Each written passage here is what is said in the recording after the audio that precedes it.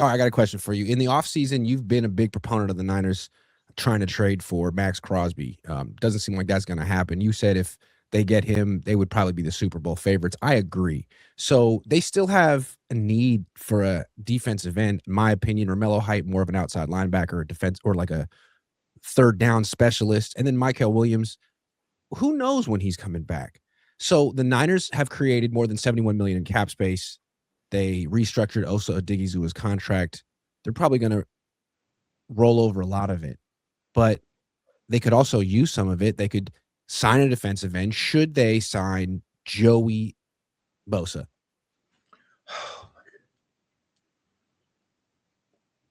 Okay, here's the thing. Is he better than anybody they got on their roster other than his brother right now? Yeah, I'd say he's better than Sam Okwanu right now. Yeah. So if you want to be a contender, not a pretender, you want to be a prospect, not a suspect, you better make a move. Now, but here's the thing. We talked about this last season before the draft, the trade deadline. And did I not mention that they needed to trade for an edge rusher at that point? It's been their biggest weakness. And I mean, in the sense that they didn't do it then. No. So, I mean, when's the light bulb going to come on in the attic for them in terms of their thought process about what they really need?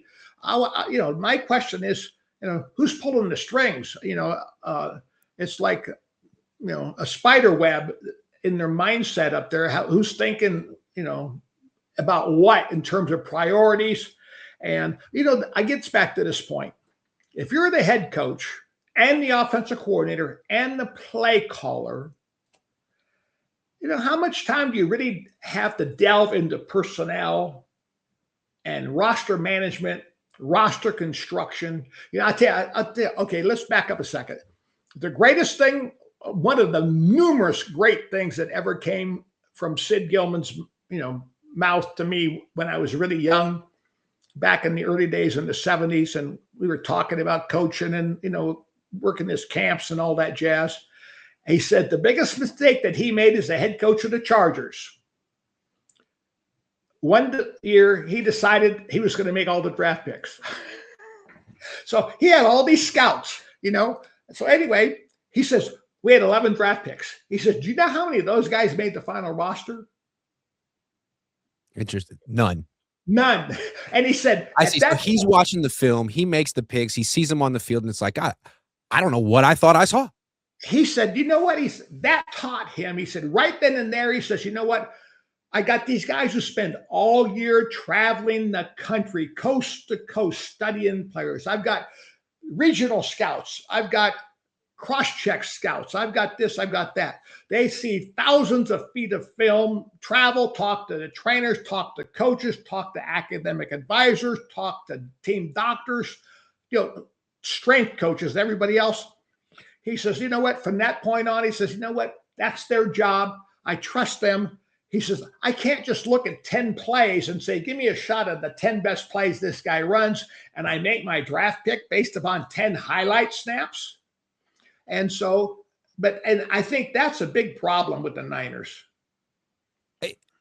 My issue with my question with the Niners is how much are they relying on Michael Williams and Romello Height this year?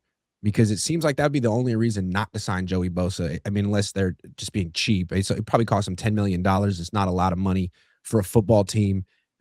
Only reason not to bring him is if you think that Michael Williams is coming back and the combination of him and Romello Height will be good enough to have a Super Bowl defense.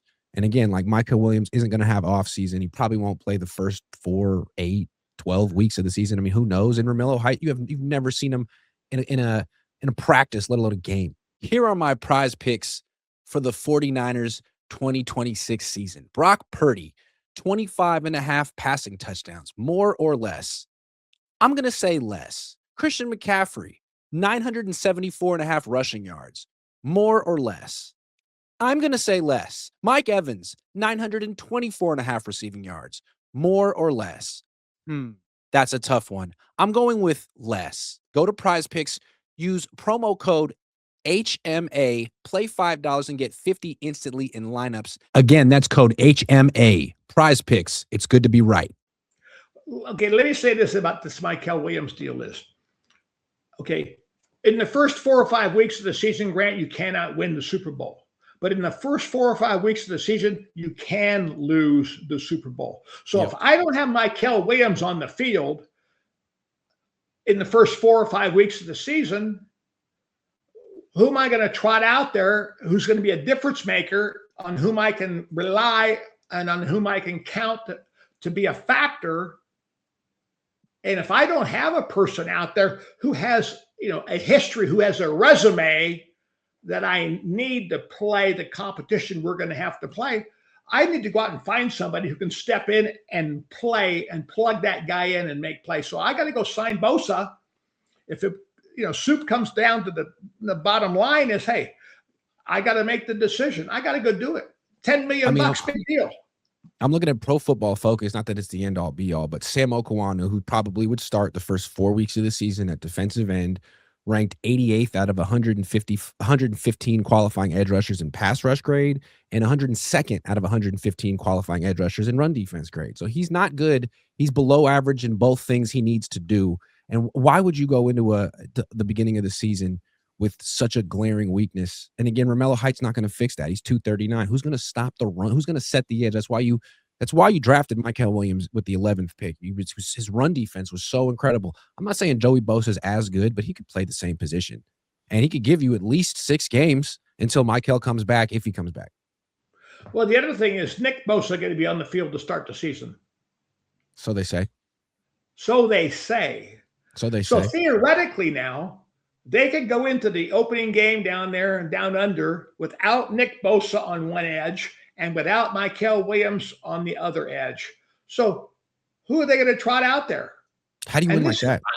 You're going to have players rotate. You're going to have substitutions. You're going to need backups who are going to be able to – you're going to have 65 snaps on defense. Yep.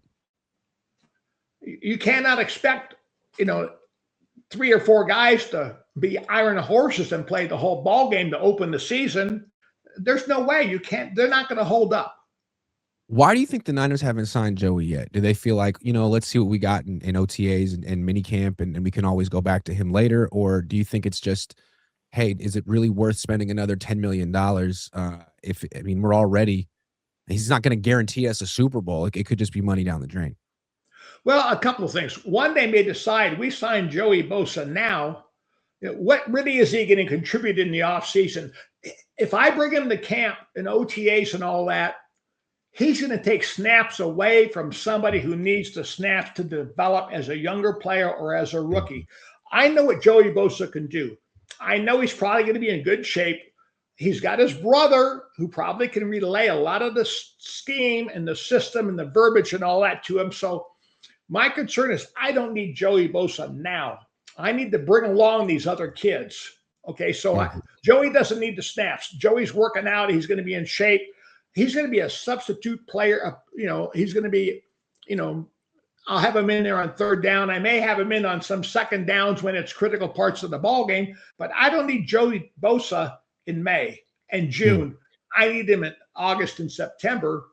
So now I could wait till, all the smoke clears. Let me see what all these youngsters look like in OTAs and mini camps and all that. And I'll have a better idea. I could have had conversations with Joey Bosa. I could have John Lynch on the phone talking to him. I've got Nick talking to him. I've got him stashed. I've got him, one phone call away. I could already have a contract agreement with him. I say, Joey, here's the deal. We're going to wait before we announce it. Sit back. We got you covered. We're going to take you.